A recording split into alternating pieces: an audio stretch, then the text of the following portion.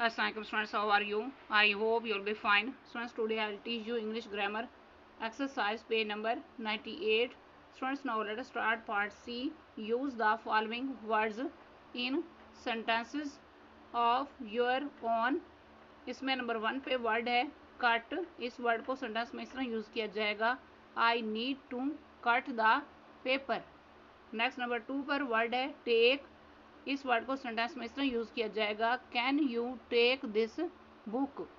Next number 3 पर word है run. इस वर्ड को सेंटेंस में इस तरह यूज किया जाएगा, let's go for a run. Next number 4 पर वर्ड है क्राई. इस वर्ड को सेंटेंस में इस तरह यूज किया जाएगा, the baby will cry if she is hungry. Next number 5 पर वर्ड है फ्लाई. इस वर्ड को सेंटेंस में इस तरह यूज किया जाएगा, birds love to fly high. Next number 6 पर वर्ड है वॉश. इस वर्ड को सेंटेंस में इस तरह यूज किया जाएगा, I need to wash my hands. Next number 7 पर वर्ड है एग्जामिन. इस वर्ड को सेंटेंस में इस तरह यूज किया जाएगा, the doctor will examine the patient.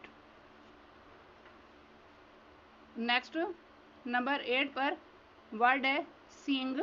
इस वर्ड को सेंटेंस में इस तरह यूज किया जाएगा, she loves to sing in the shower. Next number 9 पर वर्ड है मेक. इस वर्ड को सेंटेंस में इस तरह यूज किया जाएगा, let's make a cake together. Next number 10 पर वर्ड है सिट.